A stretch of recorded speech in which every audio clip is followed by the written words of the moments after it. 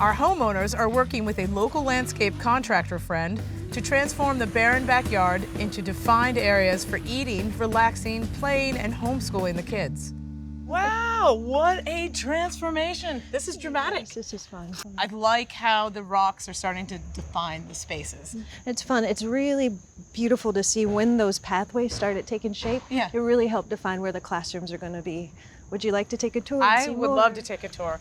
So we've taken the fence down and opened up a pathway to welcome people to the garden. Meandering path is always incredible to help someone pull into the garden, and I love that you anchored the corner with this native serviceberry tree. So harvest time, when your friends are entering your home, people could just pick and have a walk into your new path. Before the birds get them. Before all the birds get them. Exactly. And you and Olivia Sage have been laying out plants, I see? We have.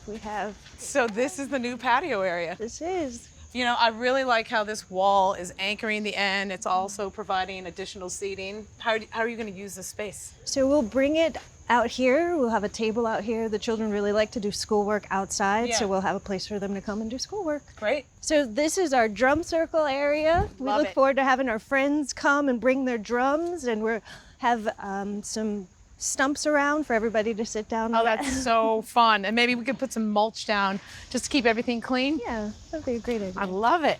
All right, and this looks like a little dry creek you have going on here. We do. It's a great place to capture water in those heavy rains you get down here, right? Right. So having a place to go, and is that an intentional rain garden? It is. It's an intentional rain garden. Jen, I'd like to introduce you to our good friend, Dr. Kellie. She's a nutritionist and an urban homesteader, and she's been gifting our garden with a lot of cuttings of medicinal plants. That's fantastic.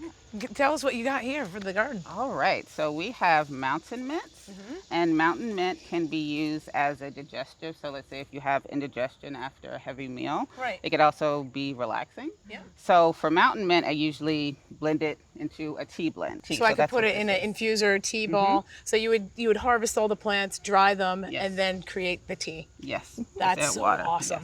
Yes, all right. All right.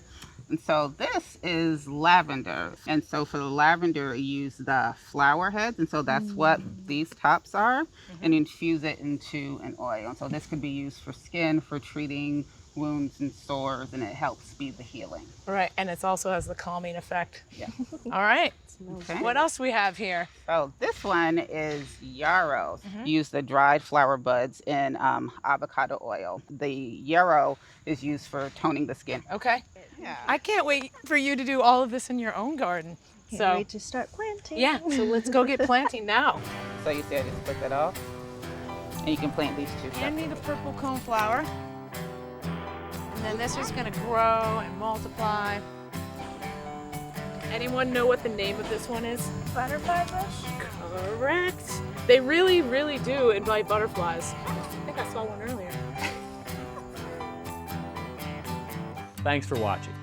This Old House has got a video for just about every home improvement project, so be sure to check out the others.